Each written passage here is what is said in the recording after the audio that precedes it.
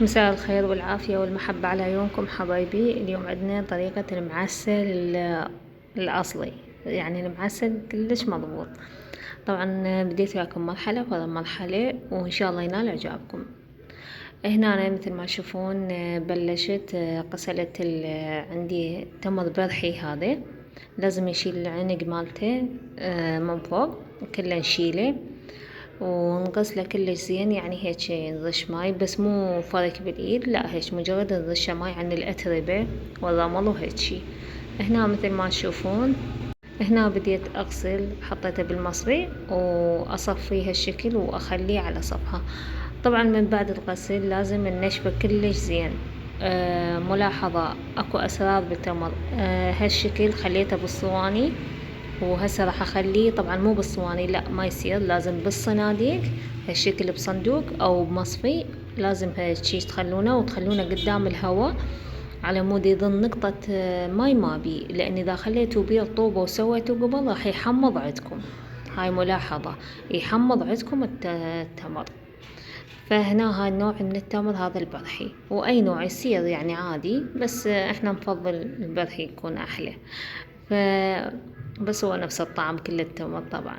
هنا عندي راح ابدي طبعا بعد حوالي خليته انا ينشف 3 ايام 4، يعني هالشكل خليته. هنا بلشت عندي حبة حلوة وعندي زنجبيل وعندي سمسم، هذن الثلاثة راح نضيفهم للمعسل. هنا بلش شنو عندي هذا النوع من الدبس، هم راويتكم اياه، راح استخدمه. اي نوع من الدبس على راحتكم، يعني كل من وحسب ذوقه. احنا لان انا كمية كلش كبيرة استخدمت دبة من الدبس.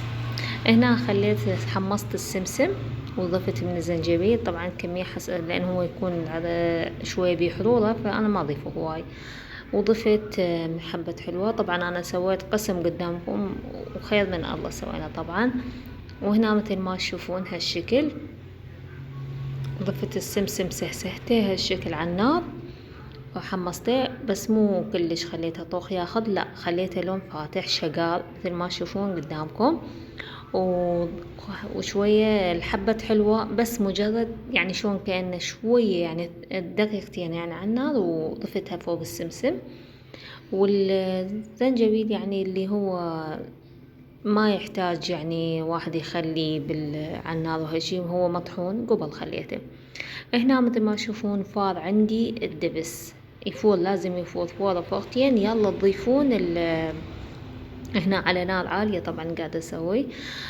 ضفت التمر مثل ما تشوفون، ضفت التمر وخليته اقلب بيه شوية شوي، اقلب بيه باستمرار على مود جميع التمر يتلبس ويا الدبس والمواد اللي ضفتها. نبدي هالشكل لحد ما نشوف التمرة بحيث قامت تنقط الدبس، يعني تشبع بالدبس هالشكل. وهاي هي مثل ما تشوفون كمل عندي، وسهمكم مليون عافية.